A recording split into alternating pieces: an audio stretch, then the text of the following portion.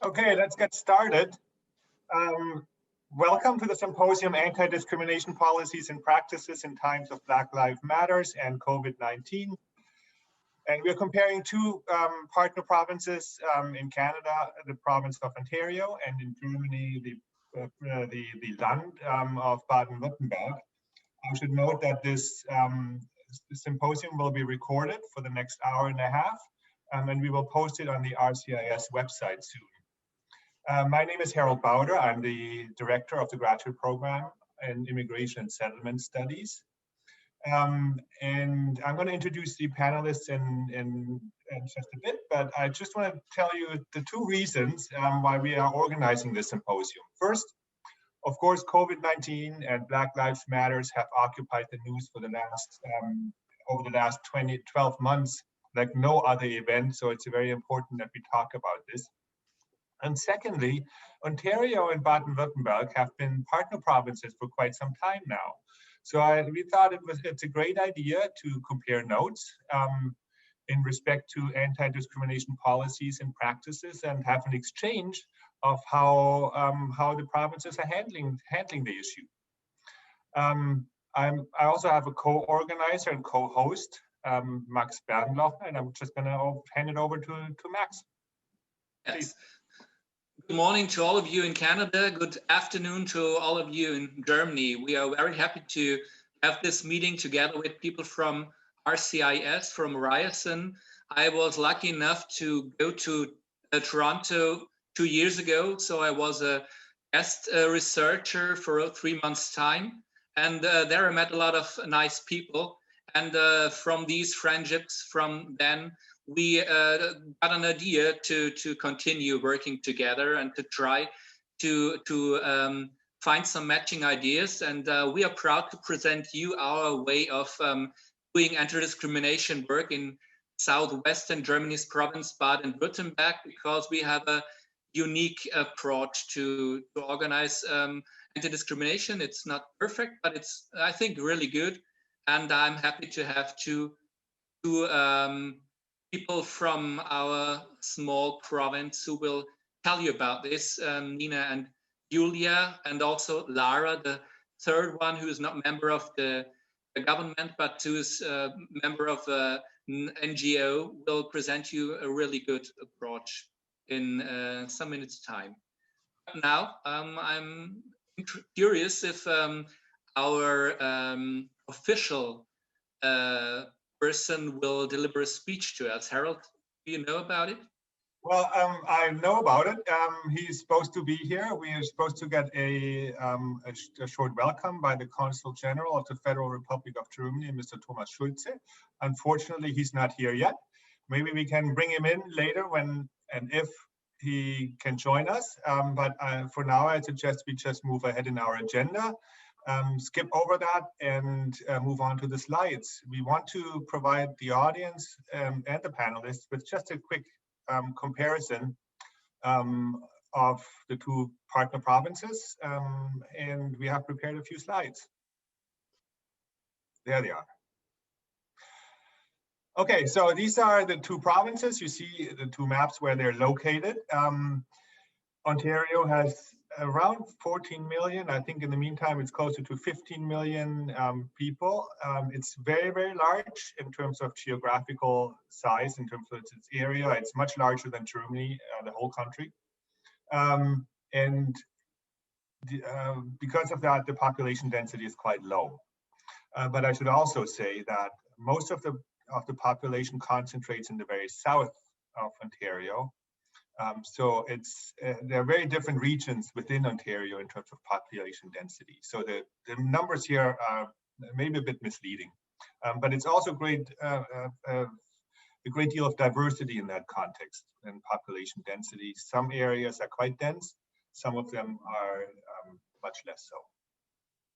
So I should just add, the province of Baden-Württemberg is more or less throughout, very densely populated. The largest city is Stuttgart, where also our Ministry for Social Affairs and Integration is located. Stuttgart has only about 600,000 inhabitants.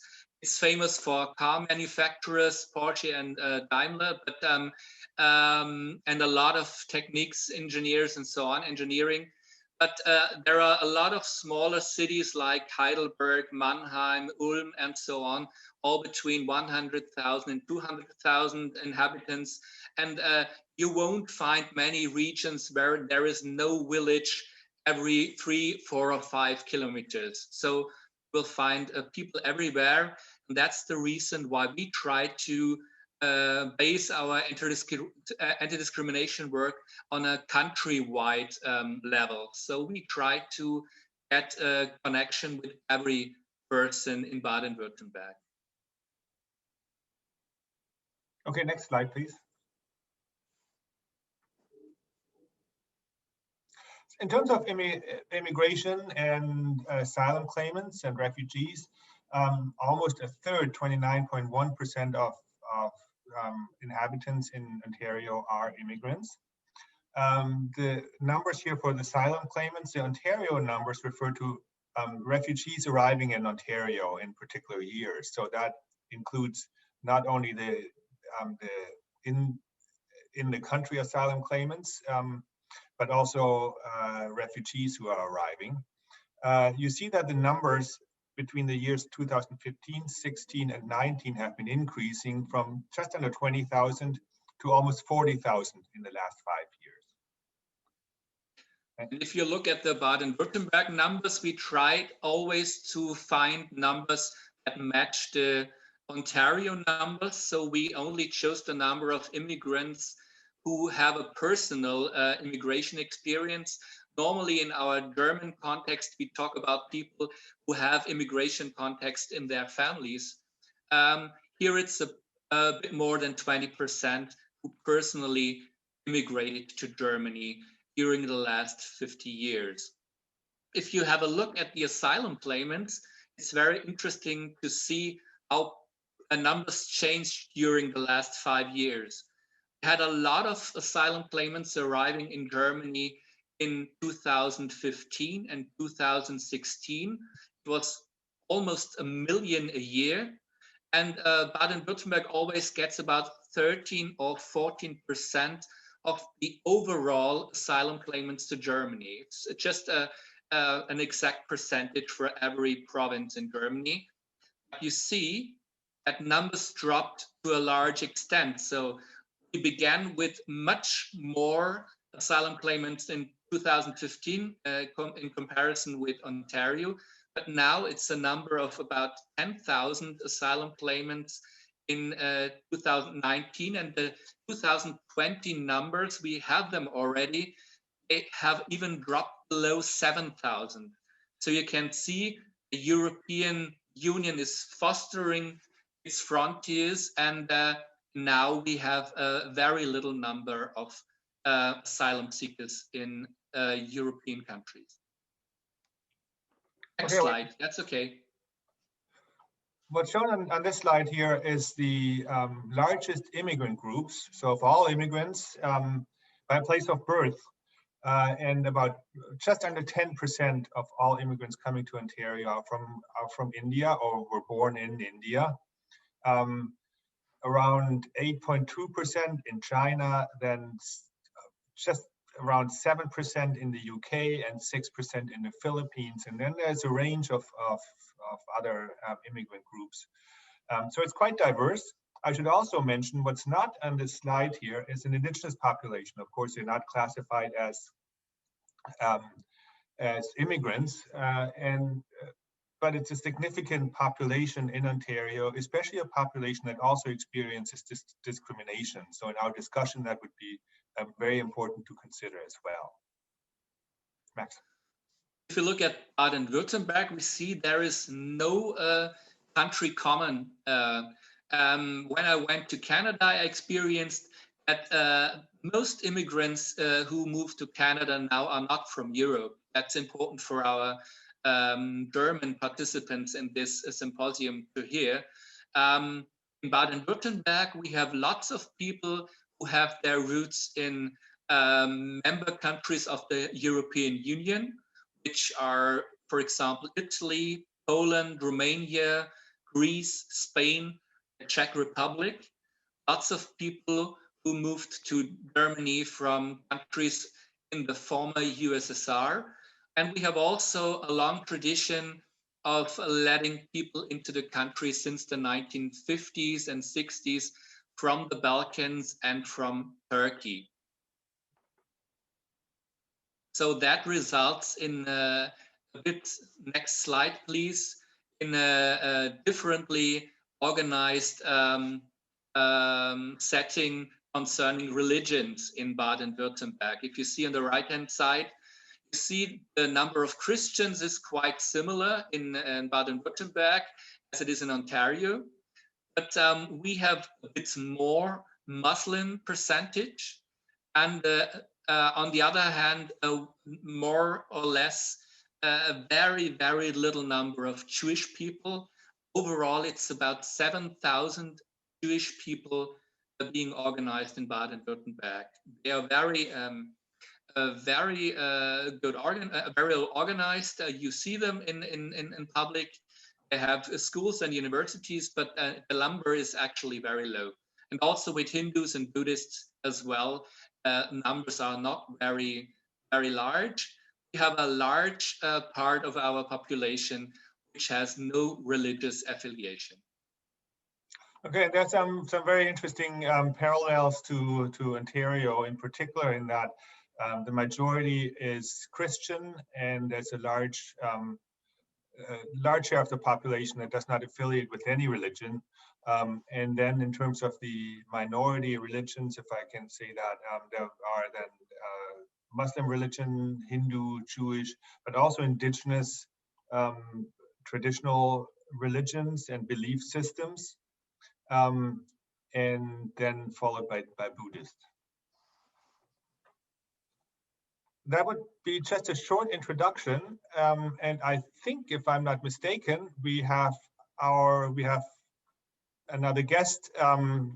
What I just mentioned earlier, that we were also receiving a welcome by the Consul General of the Federal Republic of Germany, Mr. Thomas Schultze.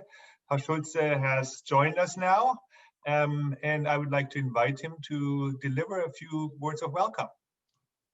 Please. Hello to all of you. It's a pleasure to be part of this meeting, and I welcome all who tuned in for today's virtual symposium from Canada and Germany. Obviously, my name is in the screen, Thomas Schultze, and I'm the German Consul General in Toronto. Today is one of my home office days, so no flags in the background. It's my great pleasure to welcome you, all of you, to a new edition of the Ontario Baden-Württemberg Symposium. I think it's a very wonderful tradition by the two partner provinces to exchange on a policy level and explore what both partners can learn from each other. And I also would like to extend a warm welcome to the panelists, Ena Chadha, Cheryl, Teelucksingh, who will be sharing perspectives from Ontario, and Julia Gysel and Lara, who join us from Baden-Württemberg in today's exchange of ideas. And of course, a warm thank you to the organizers. Harald, pleasure to see you at least virtually from Ryerson, and Max Bernlochner from the Ministry of Social Affairs and Integration in Baden-Württemberg. Well, the coronavirus pandemic has affected all our daily lives, and I'm sure I speak for all of us. We are very tired of it by now. However, I believe we still need to be patient and observing some rules for some time. But let us not forget that we are all not equally affected by the pandemic.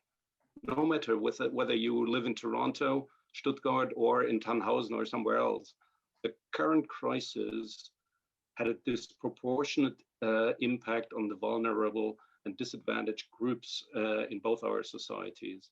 COVID-19 has put a spotlight on sometimes veiled, but yet previously existing systemic discrimination and racist attitudes. At the outbreak of the pandemic, we have seen an ugly wave of racism, mainly directed against people of Asian descent, and xenophobia worldwide as people became afraid of one another. More subtle systemic discrimination, which has been brought to light by this pandemic, comes in many forms, I think. Whether it's a lost job that was lowly paid to begin with in the hospitality sector, or crowded housing conditions, or workplace with insufficient distancing protocols, that puts you at a greater health risk. The list is long. Let me be very clear. While the Black Lives Matter movement started in the US as a response to ongoing and often shocking police brutality, discrimination in its various forms and racism are by no means an exclusive problem of Canada's southern neighbor. Our societies are not immune to it. Discrimination against people of color is happening in Canada and in Germany, everywhere, every single day. The widespread protests against racial discrimination that we saw in both our countries this year proved that prejudice, discrimination, and yes, even violence has been a lived reality for far too many people and for far too long. The good news is that the debate surrounding discrimination and racism against people of color is not static, but has evolved greatly thanks to new impulses from policymakers and voices from academia and civil society. Unconscious bias is real. Systemic discrimination occurs. Thanks to educators and vocal activists such as Yoma Ulu or Amanda Gorman, I loved her poem at the inauguration of President Biden. Such statements have found widespread acceptance. The COVID-19 crisis is an enormous test for our societies, but it also carries a chance, I believe. Canada's government has phrased it nicely. When this is all over, we need to build back better. This includes recognizing and addressing systemic discrimination, which the pandemic has brought to light, and step up the efforts on a policy level to combat discriminatory practices. Extended paid sick leave for the essential worker, tuition-free childcare for frontline employees, are all ideas worth discussing. I look forward to today's debate and hope for valuable insights. Well, with this, I would like to give the word back to you, Harald. I'm looking forward to the discussion, and I will stay with you. Thank you so much. Thank you very much for delivering your welcome and for making the time for being here. And we're delighted that you could join the panelists eventually after a short delay. Thank you. But we want to move on to the core part of today of our symposium, and that is a discussion with the panelists. We asked our panelists to give a few introductory remarks. We have a team from Ontario and a team from Baden-Württemberg. So the way we organized it, we're going to hear first the Ontario perspective, and I'm going to introduce the two speakers from Ontario. And then after they've spoken, then Max will introduce the two Baden-Württemberg speakers.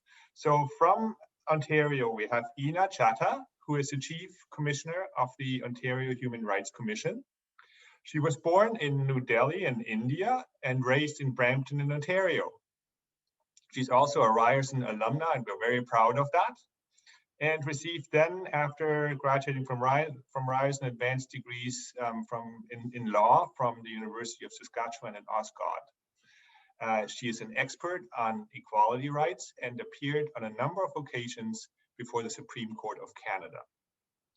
And our second speaker is Cheryl Teelucksingh, who is a professor of sociology here at Ryerson University. She has a PhD from York University, and her research examines the relationship between environmental justice and social inequality in Canada. She teaches courses related to race and ethnic relations in our own graduate program, the graduate program in immigration settlement studies, as well as on the undergraduate, at the undergraduate level. And now I'm just going to hand it over to Ina for her opening statement. Please. Thank you, Professor Bauder. Thank you, everyone. I want to wish a special hello to my friends in Stuttgart. I had the privilege to visit and enjoy your summer beer festival a few years ago. Thank you for inviting me to join this important conversation about the convergence of COVID-19 and the urgent need to eradicate anti-Black racism. I would like to begin by sharing the findings of a recent public health report about Toronto, the largest city in Ontario. Just a couple of days ago, Toronto Public Health reported that nearly 80% of COVID cases in the month of November in the city involved racialized people. Nearly half of those cases were among people living in low-income households. Many of these people are working in minimum wage, yet essential frontline jobs with no paid sick leave. We know that many are women, newcomers, or racialized people, often relying on public transit and residing in high-density neighborhoods or intergenerational housing where social distancing is a challenge. On a daily basis, we receive the tragic news about the deadly impact of the pandemic on our neglected elders and the deepening marginalization of people living with disabilities. We now have the numbers that confirm what we have said all along. The pandemic is indeed a human rights concern because each of those groups, racialized, elderly, people with disabilities, are identified by personal characteristics that are protected under Ontario's Human Rights Code.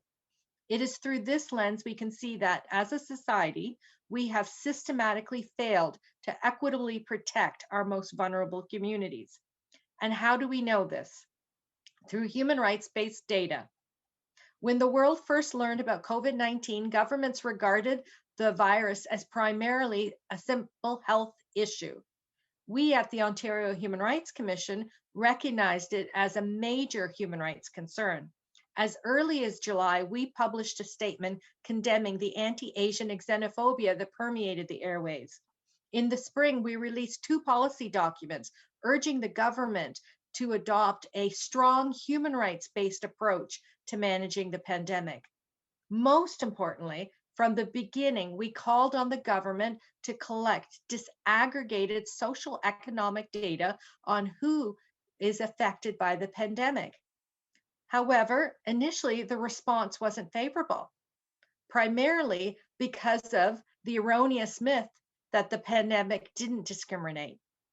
However, unfortunately, in June, the province announced a regulatory change that required all public health units to do what we had been asking for months, namely to collect socio-demographic data. Since then, the Ontario Human Rights Commission has been leading the call to analyze disaggregated data to give health authorities the information they need to target their response for those most at risk. Concerns about inequitable services and unfair treatment of racialized people are even more urgent now in this second wave, which is entrenching inequitable social structures. We need reliable data to identify the conditions, the factors, the dimensions that heighten risk of infection or transmission to better ensure equal access to health and public services. Let me give you an example. When Ontario was dealing with the first wave, the province issued a ban against evictions. Landlords were no longer allowed to evict tenants. Then, at the end of the first wave, the province lifted this moratorium on evictions, and we saw an epidemic of evictions across Ontario. Again, the data showed that there were a higher number of evictions in Black neighborhoods, leading to homelessness. This, combined with already high COVID rates in Black populations, accelerated dangerous inequities. So while the government was trying to adopt evidence-based approaches to analyzing the pandemic, what it has done is fail to correlate this with the necessary consultations to better understand systemic discrimination, where it actually lives and operates. Take, for example, the case of Brampton, which I call home. Brampton is 75% racialized, with South Asian and Black communities being the largest populations. Public health has known for months upon months now that Brampton is a hotspot because of the large number of people working essentially frontline service jobs, such as healthcare, manufacturing, transportation, including being the airport here and trucking. It has been common knowledge that COVID testing was crucially needed in Brampton as one of the hardest hit cities in Ontario, and already in a healthcare crisis with only one hospital for over 700,000 residents. Yet Brampton had only one drive-in testing center, despite being a commuter city. Community consultations cross-referenced with data would have revealed that neighborhoods in Brampton with the highest positivity rates also had some of the lowest rates of per capita testing. Why is that? Had the government consulted, they would have realized that the greater proportion of people in those neighborhoods were in fact those people working long and even harder hours in the pandemic. At the OHRC, we promote data-driven action. We're applying a qualitative, evidence-based approach to all our work, including our inquiry into racial profiling of Black people by the Toronto Police. This work has involved engaging with hundreds upon hundreds Black individuals, groups, and communities in the GTA to learn about their experiences with police in Toronto. And then we marry that information with our quantitative data on key police practices. We found that between 2013 and 17, a Black person was nearly 20 times more likely than a white person to be a victim of a fatal shooting by Toronto police, and nearly 4 times more likely than a white person to be subjected to police use of force that resulted in serious injury.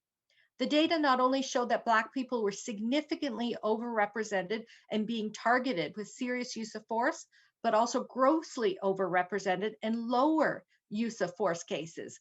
What do I mean by that? I mean the punches, the kicks, the lacerations that don't land the victim into the hospital.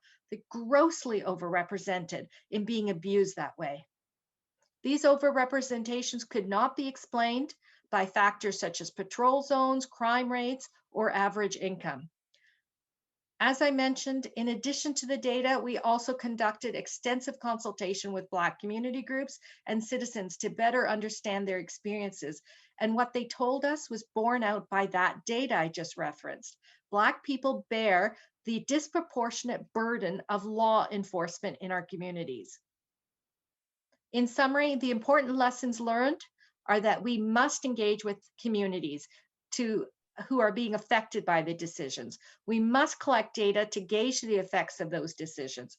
Without taking these steps, there's no way to understand the impact on people who are forced to live with the consequences of decisions made by government for them, supposedly in the name of preventing or alleviating a crisis.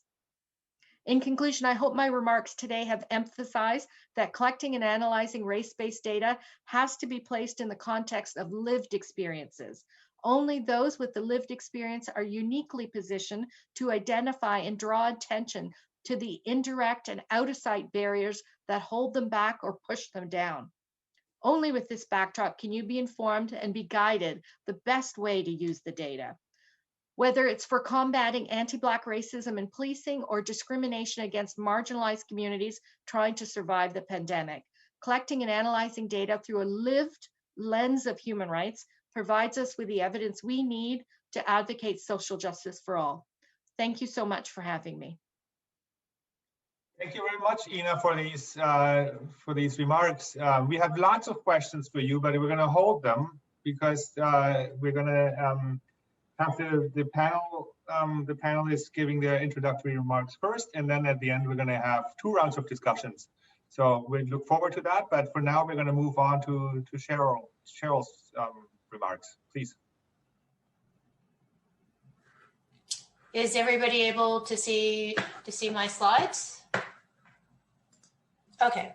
So in terms of the ideas that I'm interested in talking about, and sorry for a bit of a glitch there, something seemed to have happened to my screen. I'm really sort of interested in what these issues from the perspective of the lived experience that Ina started to say is really important. It's important that we are also taking a look at statistics and the collection of race-based data to better understand the impact of COVID and the pandemic on the lived experience of the Black community.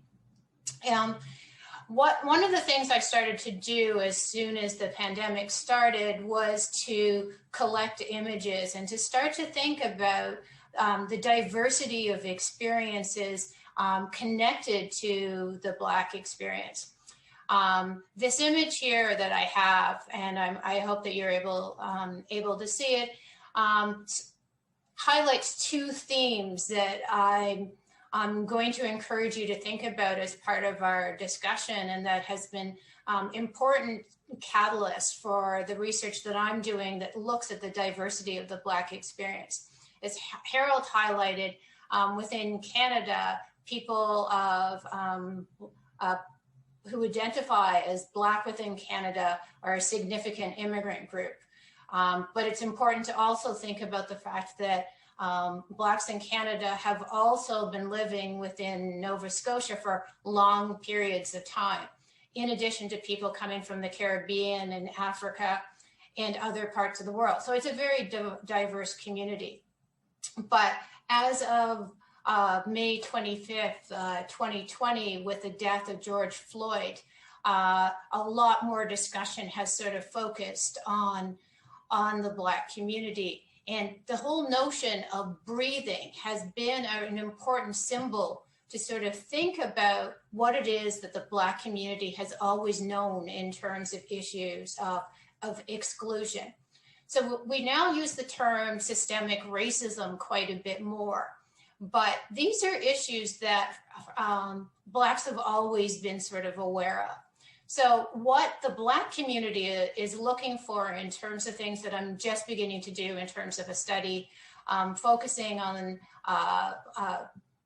Blacks across the Toronto region is that they're often sort of talking about the need for a reckoning.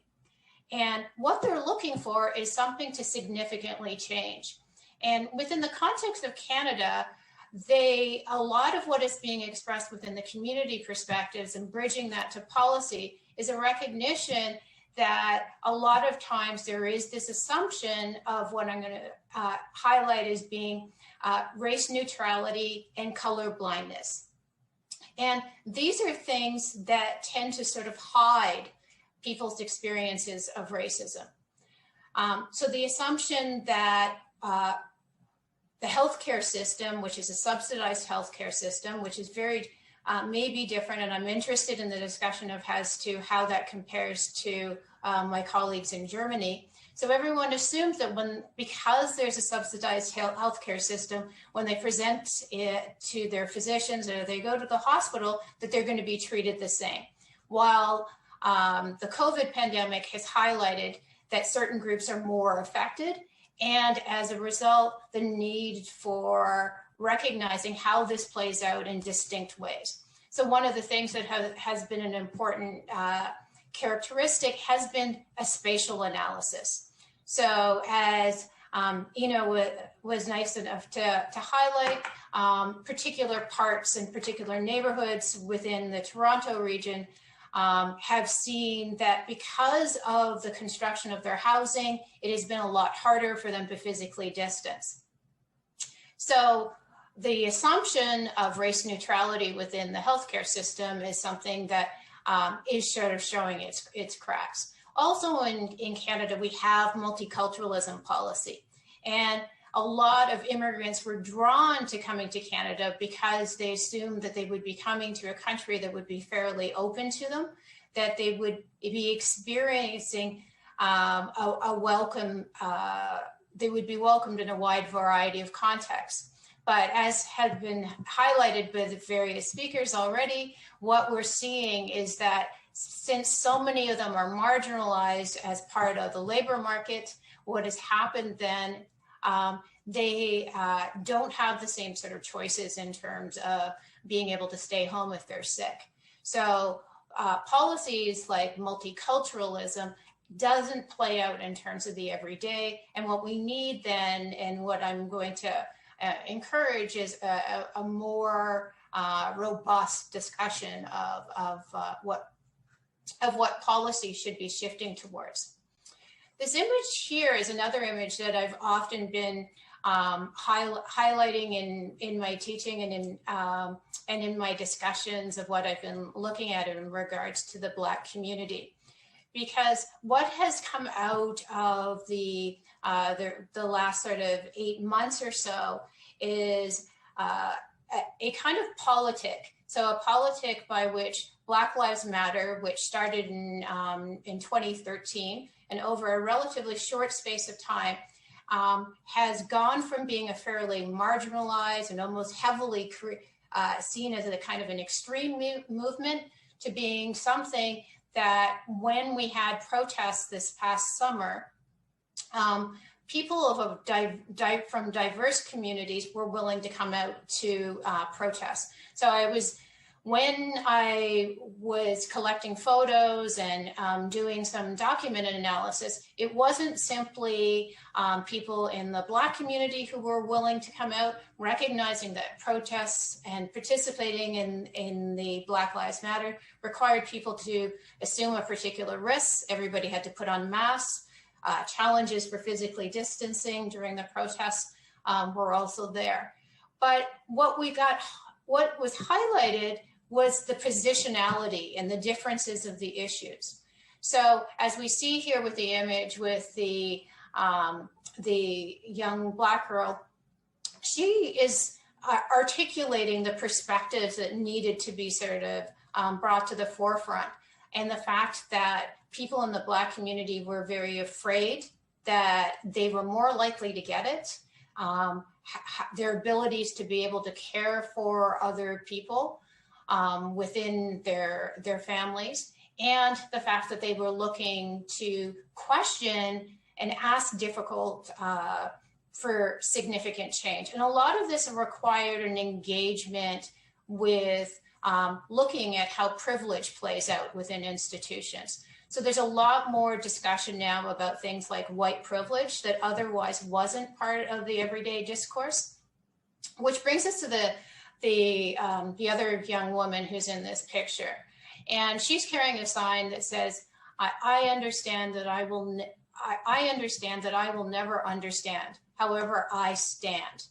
So as part of the politics of the change, there's the recognition of how privilege is there, but that there's a place for allyship. So the Black community, as well as the mainstream white community within Toronto and across Canada, has very much been sort of questioning, what does it mean to have other communities participate as part of the protests? And Black Lives Matter highlighted the fact that what we needed was very much an intersectional analysis, right? To sort of think about how race, class, gender, disability all comes together. So what becomes important is to sort of think about the multiple ways where we need intervention, and to take to bring the perspectives that happen at the individual level and think about how that relates to the systemic level. So if you're a Black individual, you are being challenged in all of these different sectors. So the same person who is having problems in terms of finding housing, if they are also trying to send their children to schooling, if they're trying to go to find a physician, and then their vulnerability in terms of engaging with the police. And the big challenge here is the fact that we tend to address all of these issues as separate, in separate silos. And what I'm encouraging, or what is being pushed and asked for, if in my work where I'm looking at the micro level individual perspectives and trying to think about what this means for policy, is the need for a more complex systems approach, which challenges governments and municipal governments that often have very separate departments dealing with each of these issues. So constantly looking at the different scales of analysis, as well as looking to connect what is often really different sorts of issues. So that's what I'm sort of hoping as part of our discussion we're going to be able to talk about. Thank you very much. Thank you very much, Cheryl. Again, we're going to hold our questions, and I'm going to hand it over to Max for the Baden-Württemberg perspective. Thank you so much to Ina and to Cheryl for your remarks on your approaches to Ontario-based anti-discrimination work. I am happy to introduce you now to Julia Gysel, who is an active member of our so-called Landes-Antidiskriminierungsstelle Baden-Württemberg, our province-wide anti-discrimination office, which is located in the Ministry for Social Affairs and Integration at Stuttgart. Julia has a master from Zurich University, and she was working at the University of Michigan in Ann Arbor until she moved to Stuttgart, supporting our province-wide anti-discrimination efforts since 2019. The second remarks will come from Lara, who is a member of MOSAIK Germany. This organization hosts a local anti-discrimination office in the city of Heidelberg, which is being funded half by the province and half by the local authorities. Lara studied at the universities of Heidelberg, Newcastle upon Tyne, and Freiburg. And she's currently working on her PhD thesis about the US women's peace movement after World War II. So we are looking forward to your presentation, Julia. Well, good morning, good afternoon. So in the next few minutes, I'd like to give you a brief introduction about our work at the Agency of Anti-Discrimination in Baden-Württemberg. So we focus on developing strategies to fight all forms of discrimination. And we cooperate with regional and national networks, and we support people who face discrimination by closely collaborating with local anti-discrimination counseling centers in Baden-Württemberg. So our overarching aim of our efforts is to provide low threshold access to anti-discrimination counseling throughout Baden-Württemberg. So as you can see on the map, there are many anti-discrimination offices in various counties in Baden-Württemberg, and establishing non-governmental counseling centers in urban but also in rural areas is a unique approach in Germany. And as I said before, close collaboration with the local anti-discrimination offices and further players in this field is very important, of course, to help people who are affected by discrimination.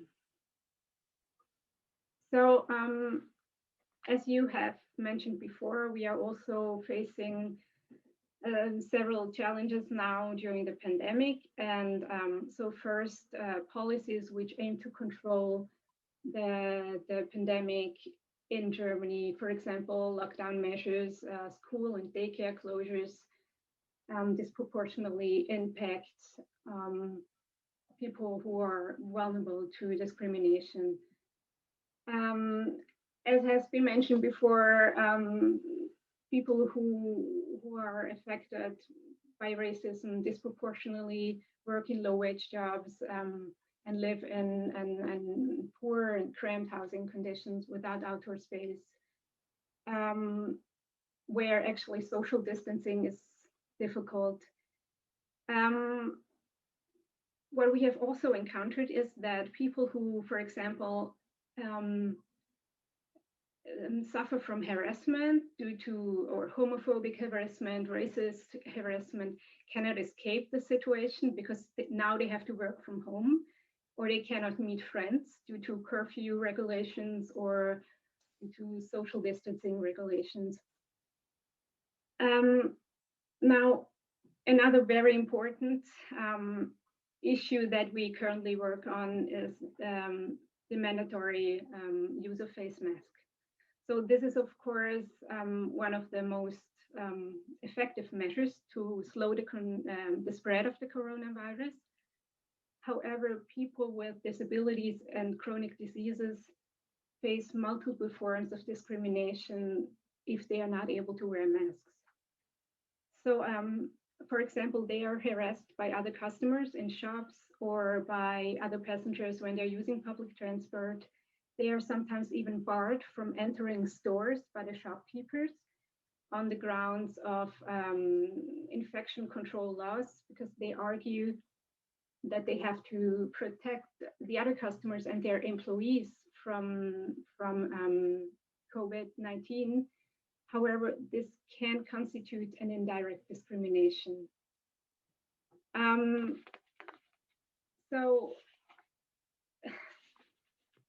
now the challenge is, of course, to find solutions that accommodate both the needs of people with disabilities and the need of the general public to be protected by COVID-19. One of the difficulties in this context is that corona skeptics or deniers refuse to wear masks, and they are very vocal about it. And this contributes to the perception that most people who obtain a medical certificate which exempts them from wearing a mask are in fact people who just refuse to wear masks out of ideological reasons. So what we are trying to do is we provide other government agencies with information about the problems people with disabilities face, and we are counseling the team that drafts the regulations so that they are taking into account these difficulties. So moving on to the Black Lives Matter movement. So Black Lives Matter raised the awareness about systemic institutional racism and everyday racism in Germany. Many people actually realized for the first time that this is not only a problem in the United States. It's not far away. It's actually prevalent here too. Also, people who are affected by racism sometimes realize that experiences that they had that sometimes even date back many years ago in school are in fact discriminations due to racism. The number of people who have contacted us due to racial discrimination during the summer has tripled. So Black Lives Matter has also initiated a public debate about strategies to fight structural racism. One of the controversial issues that we had is research on structural racism in the police force. As we know, it is really important to know more about the various forms and extent of discrimination by the police, about racial profiling, but a lack of data also here impedes progress in this area. And so now the federal government in Germany agreed to conduct a survey about everyday racism in the German civil society as well as in public institutions. They will also conduct a survey about the everyday experience of police officers as well as violence against police officers. Unfortunately, they rejected to research on structural racism within the police force. In Baden-Württemberg, there won't be any research on structural racism in the police force. from now on, they will include accusations of racial profiling in their statistics. So that's a start, I guess.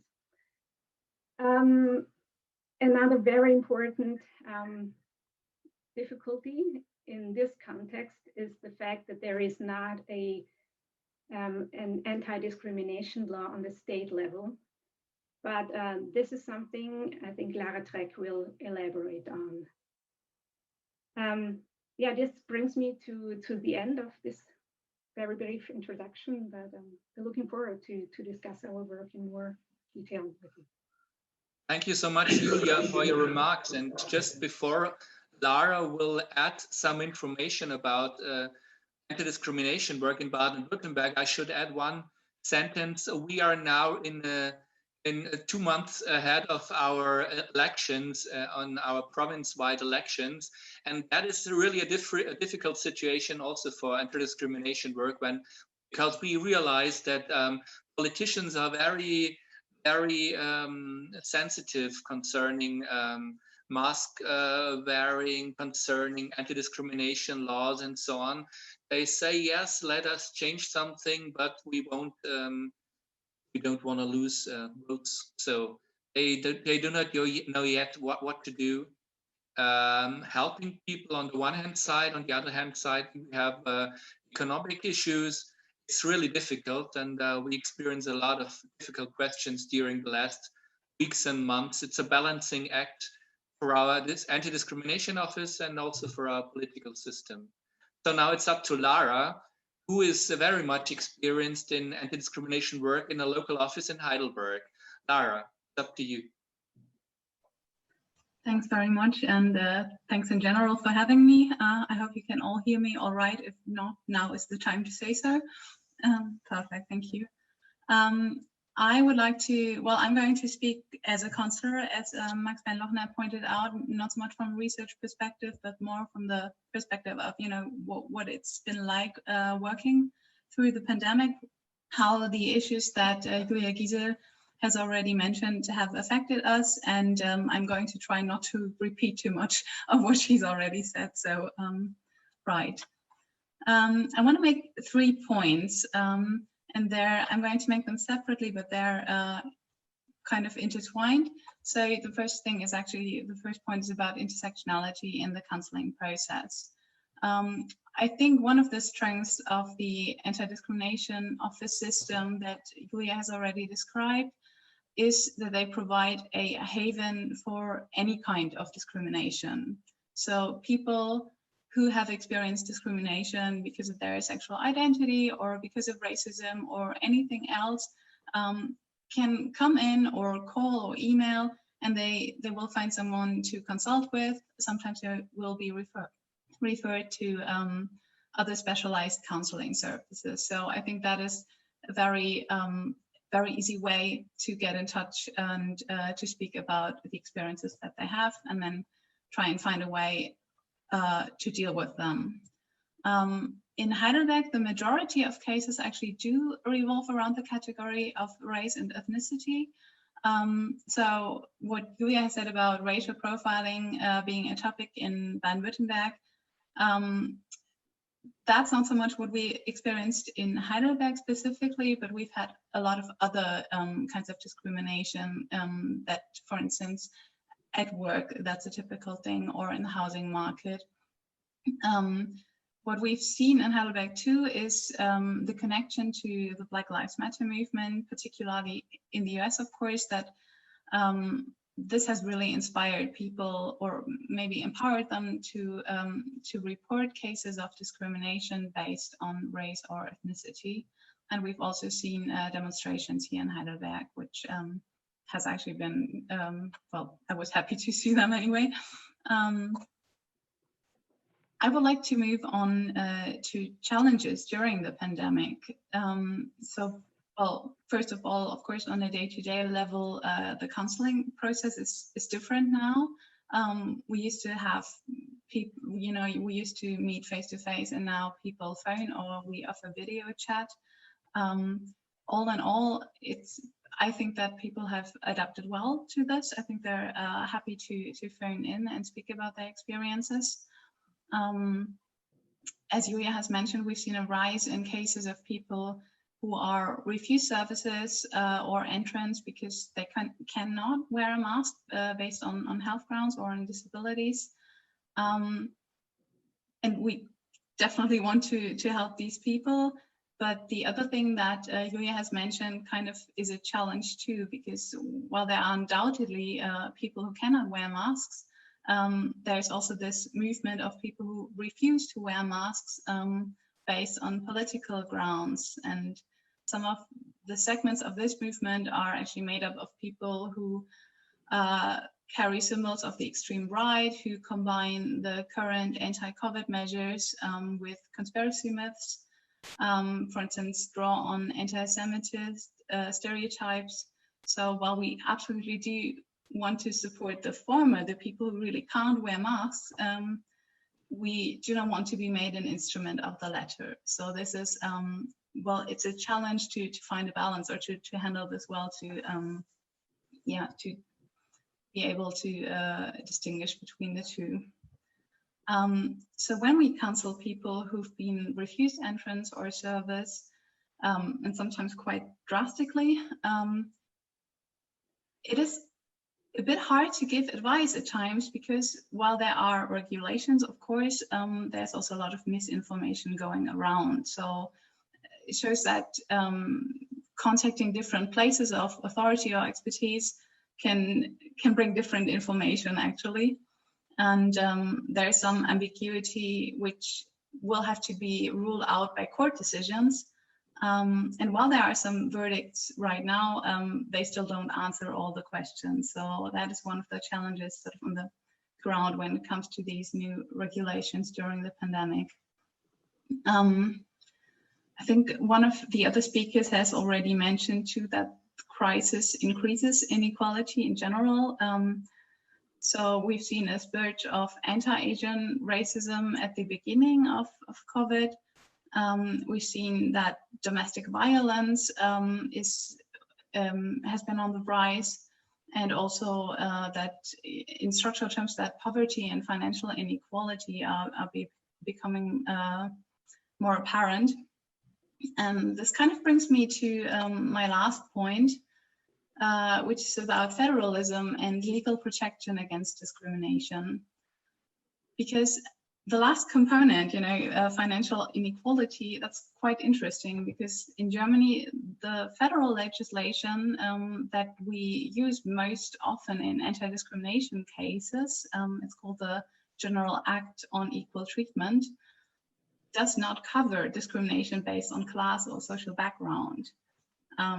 It has a rather narrow, in my opinion, a rather narrow definition of discrimination, and social background or class or whatever you want to call it is not in it. So that's one of the reasons for some states in Germany to push for state legislation that extends the definition of discrimination that this act states. So that could be in terms of class or social status, could also be in terms of, for instance, body type. So there are some possibilities of enhancing the federal legislation. For us as counselors, it's a challenge to explain to people why sometimes they cannot evoke the General Act on Equal Treatment if they want to pursue legal, if they want to go to court. Although their cases seem to qualify, but if said case happens, for instance, in a context of public education, then more often than not, it's not possible to make a legal argument based on the General Act on Equal Treatment, because education is one of the public sectors run on the state level.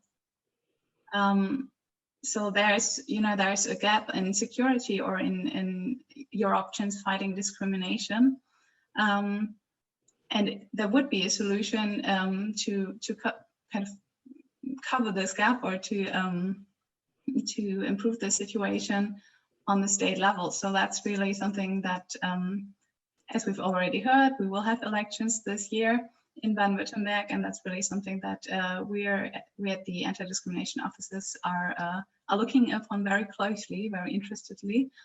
I'm actually quite curious as to how the federalist system impacts legislation in Canada or in Ontario, like I don't know if you call it federalism, but the province system. So I would really be interested in hearing some of that from the other panelists if they have something to say about this. And now I guess I'm happy to answer any other questions that you might have. Thank you. Thank you so much, Lara, and for your insights into day-to-day work, but also in some issues concerning structural organization of anti-discrimination work in Germany and the steps we still have to take to make better work. If you look at your screens, there is also Nina Guérin. Nina Guérin is the head of our anti-discrimination office in Stuttgart, and I invite her with all other panelists to join our discussion now. Now we are free to share our questions. Further on, we will also invite our audience. Well, let's just deepen the question of Lara. I think I just recommend to ask our colleagues from Canada, how does provincial government influence your work? And I just add a second question: how efficient is scientific research to influence public debate concerning COVID-19 approach or anti-discrimination in general? What about provincial governmental work, local governmental work, and your scientific impact? Perhaps Ina, would you start? And then Cheryl, you on the second.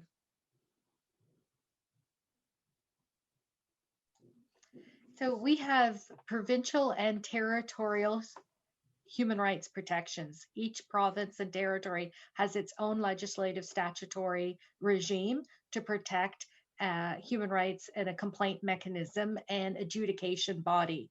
We also have a federal regime which protects federal areas. It provides protection in federal areas, for example, airport, banking, telecommunications. So the provincial ones cover housing, employment, contracts, and vocational assistance within the province. Each province has its own list of protected personal characteristics. So for example, we talk about race, age, marital status, family status, religion, sexual orientation. Some of those are very, very clear and common right across each jurisdiction, federal and provincial. But there are unique things in certain jurisdictions. For example, in Ontario, in 2012, we added the ground of gender expression, gender identity. That is not across all provinces. Federally, they have a protection for genetic I'm sorry, because I practice I'm Chief Commissioner of the Ontario one, trying to remember what the Canadian Human Rights Act says. It's, I think, genetic differences.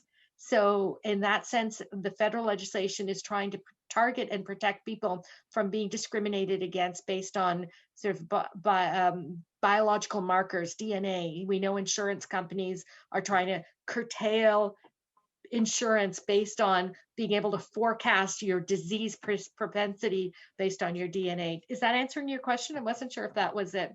But I'll give you a concrete example of exactly, I think what you're saying is this disconnect between the federal world and the provincial world in COVID management and servicing and assisting our populations. The federal government has rolled out a plan called CERB, C-E-R-B, which provides approximately, I think, $450 a week for people who 50% of the time have been laid off, no longer working because of COVID. And I don't know all the rules and regulations, but I think you've had to have lost work for 50% of the time. In Ontario, we see a huge outcry that the federal CERB isn't enough for people who are being forced to work because they are in the frontline service, be manufacturing, healthcare, childcare, groceries, Uber, delivering food, all of those. And there's a huge component of that population that are precarious jobs. We know personal support workers have been working, and mostly, and those are racialized women, Filipino and Black women, who are working 2, 3 jobs a day, going from one long-term care center to another healthcare setting to another healthcare setting, because they don't have paid sick leave. So in Ontario, we're seeing a huge outcry of the provincial government is being bombarded with requests for paid sick leave for these people whose very roles in our society we need, but may in fact be exacerbating the risk of the pandemic. But the provincial government is saying no to paid sick leave and pointing to the federal government's CERB. So here's a concrete example of that disconnect. Okay, thank you so much. Cheryl, would you like to add something on that? Yeah, just to add to what Ina was talking about, I think that there's been a real tension between the sort of economic concerns for the economy, because people have been on lockdown versus addressing the sort of what is needed in terms of addressing people's health and the inequalities that are part of that. And that fluctuating tension has happened across all the jurisdictions. Another thing is that a lot of the more human rights policies, including things like employment equity policy, only cover people who are working for government departments, the public sector, and with the vast majority of businesses actually being private sector. So there is a lot harder to kind of mandate what they're doing. So they are often sort of stepping up with, in terms of an example of their efforts to address anti-Black racism. They've been coming up with statements. They've been training workers now in terms of things like implicit bias training. And there's a little bit more of that actually happening in the private sector versus organizations that are covered under the public sector. So that difference between public and private sector is an important distinction. I'm allowed to ask if our Baden-Württemberg remarks were interesting to you, or are there some questions from our Ontario friends to our partners in Baden-Württemberg? Well, I noticed a commonality, obviously, of themes, but one that was very interesting to me, I think it was Lara pointed out, an increase in domestic violence cases. And so I think that is another global, probably what's signaling a global epidemic of women and children are experiencing the same, right? Doesn't matter, boundaries are not protecting women in Canada or the US, or it sounds like in Germany, because in Ontario, we know that legal aid, those are, that's for people low income who need legal support for lawyers in family disputes. They've seen a 30% increase in requests for legal support. And often much of that is related to domestic violence. Yeah, if I'm just allowed to add one aspect, our unit in the Ministry for Social Affairs and Integration has also the part of forced marriage unit.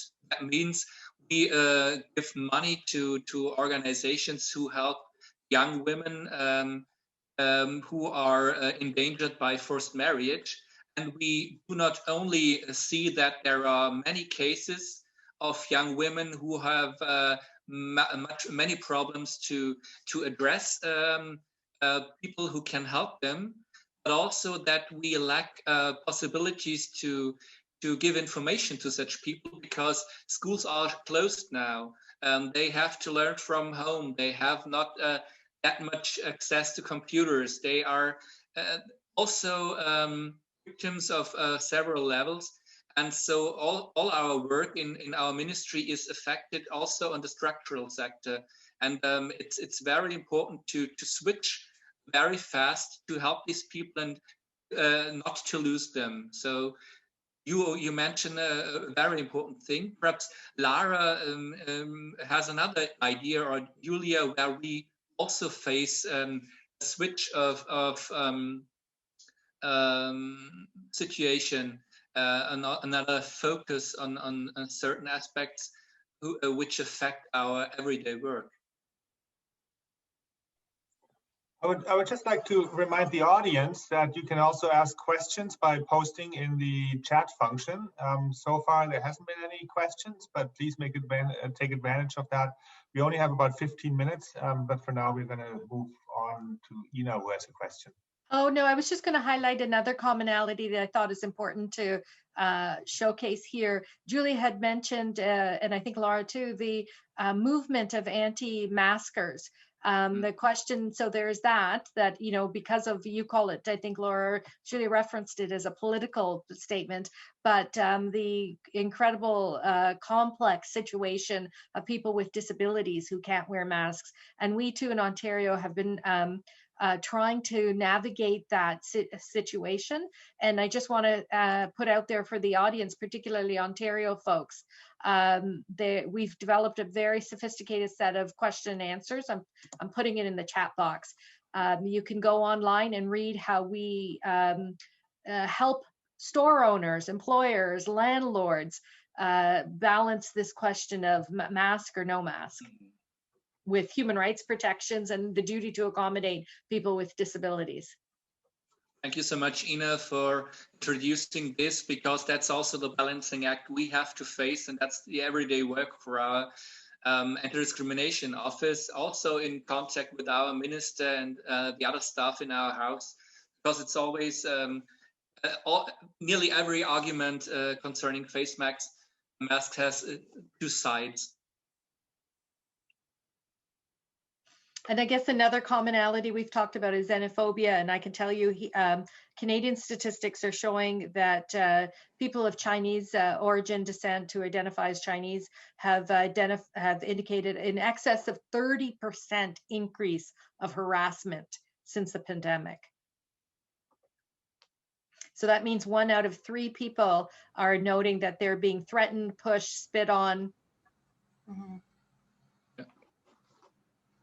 In the meantime, I should also act, Cheryl. I didn't. I saw you. I just act because of our election campaign. Now we have also a very strong focus on in the political field on COVID-19. A lot of people think if we perform well in the COVID-19 work, we will get positive remarks. But when we look at people who are discriminated, who have problems on other concerning other forms of discrimination, their issues are more or less lost in some discussions. So we have to push very much forward what social circumstances are for people in Baden-Württemberg, and we have really difficulties also in our institutions to make arguments stronger, to make people think about a situation of discriminated people. Cheryl. No, the question I was going to ask is, when you were showing the demographics of Germany, you highlighted the fact that most of the people were coming from other parts of Europe, right? Yeah. So given my interest in Black Lives Matter as a new civil rights movement, a movement that really came out of the United States Black community, how has that become a kind of meaningful lens when the Black community is so small? Or you didn't even highlight a Black community in Germany. So how has that become a meaningful movement there? Can we highlight this, Nina? Did you meet arguments concerning this question during the last months? Well, thank you. I think that, as Julia said, it was a big realization in Germany that racism concerns not only the US, but also Germany, because of this very reason. I mean, we often use the phrase Black and people of color, and I think that this was a big insight in Germany, that racism does not only concern Black people, but also people of color, which we have many more in Germany. And yeah, I don't know if this answers your question. Yeah, and I should add, you should not underestimate that people of color are very visible in Germany, so they are heard also when there are some circumstances, either in a football stadium, for example, or for my family when we look at NBA matches, which is new for us. But we realized what happened in the US during the Trump campaign and so on. So these people are heard really, and discussion is very strong about these issues in Germany as well. Lara, I think you wanted to add something. Yeah, I did want to add something. I'm actually inclined to disagree a bit because I'm not quite sure whether Black people of color are as well represented in Germany as you say. I'm not positive on that, but I don't have any stats. Just I think that the fact that Black Lives Matter did inspire and empower so many people in Germany kind of shows that apparently there was something lacking, or there still is something lacking. So otherwise they wouldn't have to go on the streets. So and I think what Nina said about Germany realizing this is a certain part of Germany, what we usually call like the Mehrheitsgesellschaft, like the majority, like the white majority in Germany, realizing that this is an issue. I think Black people of color have known it all along. And at least on the local level in Heidelberg, we see that there are small initiatives of Black people of color still organizing, and I think it kind of carries on, like over the, we don't have big demonstrations anymore at the moment, but I think I hope, maybe I'm an optimist, that this has really sparked an ongoing discussion and also an ongoing organizing within the community. No, it's good to hear about the similarities and how the Black Lives Matter is being taken up in other contexts. What has become important in North America and in Canada is the use and the naming of anti-Black racism to recognize that the issues that the Black community experiences, as Ina and others talked about in regards to racial profiling and policing, are fairly distinct, in the same way that the Indigenous communities have also fought for particular types of policy remedies. So, going forward, my concern is whether or not we're going to continue to see groups need to step forward separately, like the Black community is and the Indigenous community. So we've had actually less sort of, now we talk about BIPOC, so recognizing Black, Indigenous, and people of color. And this is informing potentially how we may move beyond a post-pandemic recognition of how the issues are affecting groups differently. Yeah, and hopefully the positive impact of Black Lives Matter movement can help us in Germany as well to find new ideas also for other marginalized groups or discriminated groups, like very often the Muslims, Sinti and Roma and so on, who also always need support to make their group be better understood, and also to get better access to jobs, to the education sector and so on. So we have a lot of groups who also face discrimination in a very strong way. Harald, I told you some weeks ago that I was very curious if scientific work, if your work at Ryerson and the other members of the scientific forum, are you successful with all the statistics you present? I was very, very happy about the numbers Ina delivered to us an hour ago. But when I was in Toronto, I always read the Toronto Star, and sometimes even Ryerson research work was presented on the first 2 or 3 pages of the newspaper. But is this being recognized in the local government, in the provincial government, or is it more or less just the upper level of scientific community who looks at these numbers and this research work? Where are the links to have a positive impact and an influence on day-to-day work with people in the streets? Did you ask me?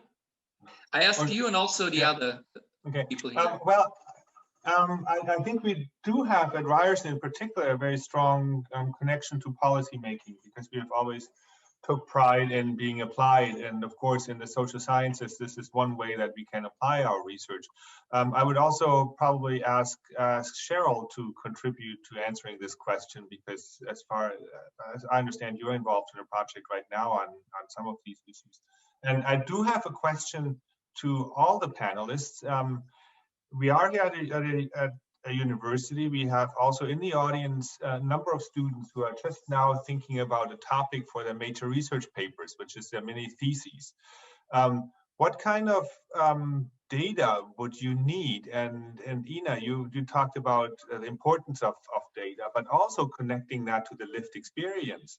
What can we at the university do, and what can we as students and researchers do to do the kind of research that is applicable and worthwhile in terms of our time, that you can use and work with?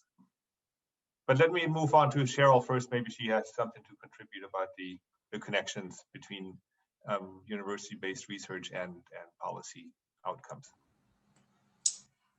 Yeah, I was just going to note that sort of prior to the pandemic, and Ina mentioned this, is that in Canada, we didn't used to collect data, health data, based on race, right? So it's that race neutrality idea that I raised.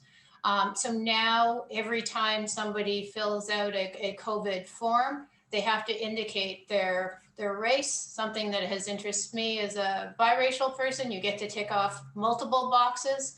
And that data is going to highlight what we already know in terms of observation, but we're going to have statistics to back that up in terms of policy. I think academics are going to be able to do a lot of research from that.